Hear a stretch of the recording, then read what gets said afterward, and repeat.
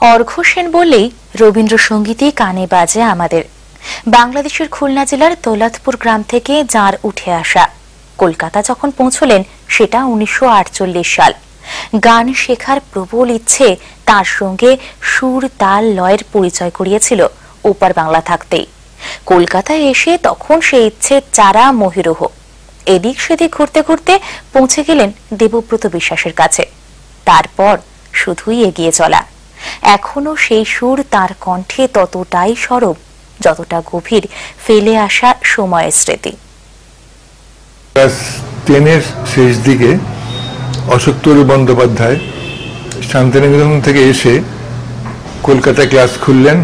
খুব মজা লাগবে, 2 টাকা মাইনে। তখনকার 2 টাকা এখন কত আমি জানি না। তা আমার ম্যাট্রিক পরীক্ষা এসে গেল, আমার গানটা সাময়িক বন্ধ হয়ে গেল। তারপরে পরীক্ষার পরে খোঁজ নিয়ে দেখলাম যে অশোকদার ক্লাসটা উঠে গেছে। যে বাড়িতে ক্লাস হতো সে বাড়ির কর্তা বললেন যে দেবব্রত বিশ্বাসের বাড়িতে ক্লাস নিচ্ছেন, সেখানে যাও। সেখানে গেলাম, ভর্তি হলাম। তখন দেবব্রত বিশ্বাসের সপ্তাহে একদিন মাইনে ছিল 5 টাকা। কমার্স করলাম, তারপরে 5 টাকা দেওয়ার ক্ষমতা আমাদের ছিল না। তখন দেবব্রত বিশ্বাসকে গিয়ে বললাম যে জজদা, আমি তো গান শেখা হবে না, কারণ আমি মাইনে নিতে পারবো না। উনি বললেন, আগেকার দিনের গুরুরা খাওয়াইয়া পড়াইয়া শিক্ষা দিত, বাংলার কথা বলতেন, খাওয়াইয়া পড়াইয়া শিক্ষা দিত। আমি খাওয়াইতে পড়াইতে পারুম না, তুমি শিখা যাও, যখন পারবা দিবা। তারপরে আর একটা ঘটনা ঘটলো।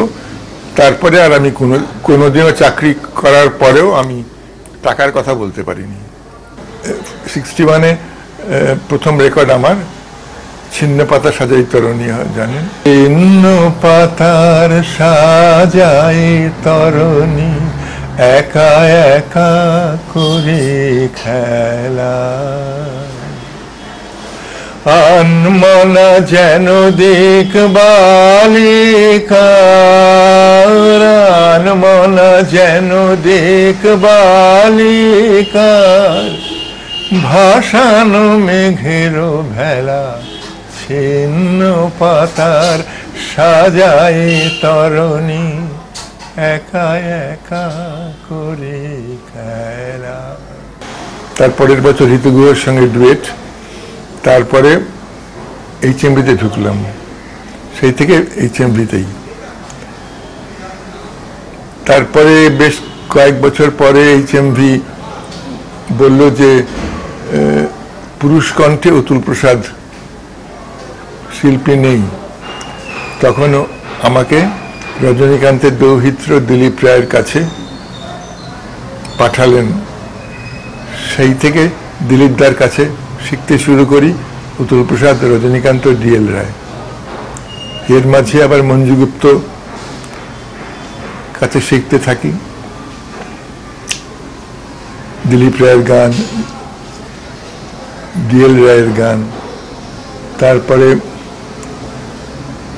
এই চলতে থাকে। তারপরে রজনীকান্তের গান রেকর্ড করি। তারপর রবীন্দ্রসঙ্গীত তো রয়েইছে। একবার নির্মলেন্দু চৌধুরীর পরিচালনায় ওর একটা ফিল্মে কোরাস গিয়েছিলাম। খোলো খোলো দ্বার, রাখিও না আর, বাহিরে আমায় দাঁড়ায়, দাও সারা দাও, এই দিকে চাও, এসো দই বাও বাড়ায়, খোলো খোলো দ্বার, রাখিও না আর, বাহিরে আমায় দাঁড়ায়। কাজ হয়ে গেছে সারা, উঠেছে সন্ধ্যা তারা, কাজ হয়ে গেছে সারা, উঠেছে সন্ধ্যা তারা, আলোকের খেয়া হয়ে গেল দেয়া, হস্ত সাগর পারায় খোলো খোলো দ্বার রাখিও না আর বাহিরে আমায় দাঁড়ায়। মঞ্জুশ্রী চাকি সরকার তখন নাচতেন, তার গানের সঙ্গে নাচের সঙ্গে দেবতী বিশেষ গাইতেন। একটা অনুষ্ঠানে নিউ এম্পায়ারে দেবতী বিশেষ একটু অসুস্থ ছিলেন, আমাকে গাইতে বললেন। এই নাচের সঙ্গে আমি গাইলাম নৃত্যর তালে তালে। তারপরে অনুষ্ঠানের পরে আমায় বললেন, তুমি যে আজ গাইলা তুমি আমারে ছাড়িয়ে গেছো গিয়া। সবরমতী আশ্রমে লাইট অ্যান্ড সাউন্ড গান্ধী আমিদাবাদের কাছে, সেখানে তাপস সেন আমার অফিসে গিয়ে বললেন যে তোমায় গাইতে হবে গান্ধীজির প্রিয় রবীন্দ্রসঙ্গীত, জড়িত ডাক শুনে কেউ আর ওই ভুবন মনোমোহিনী। আপনি এখন কি করছেন? আমি কি গান শেখাই রোজ? হ্যাঁ, রোজ হয় না, তার বেশিরভাগ সময় বাড়িতে। কাদের, কোন বয়সীদের? মানে সব রকম, মানে কলেজে পড়া, বয়স্ক, মানে অফিস ফেরত এসে গান শেখা, এরকম আছে। কিরকম উৎসাহ দেখেন? কি ধরনের গান শিখতে? মানে টিকে তো আছে। মানে আজকের প্রজন্ম কথা বলছি তো, তাই জন্য জিজ্ঞেস করছি কি ধরনের গানের। না না, তাদের পছন্দ মতো গান বলে এই গানটা শিখবো, সেরকম গান শেখাই। আর কোনো গান রেকর্ডিং করা বা নতুন কিছু করা? না, এখন এই বয়সে আর কেউ ডাকে না। পুরোনো গানগুলোই কম্পাইল করে বিভিন্ন সিডি বেরোচ্ছে HMV থেকে। আমি যা পেয়েছি জীবনে, আমার যা মূলধন নিয়ে নেবেছিলাম তার থেকে অনেক বেশি পেয়েছি, না চাইতেই পেয়েছি। আমার কোনো দিন গান গে মোর কেটেছে দিন যাবার বেলায় দেব কারে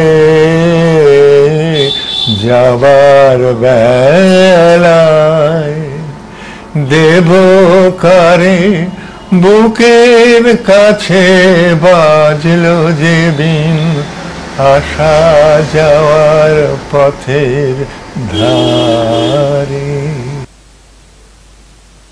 আজ এ পর্যন্তই। শুভরাত্রি।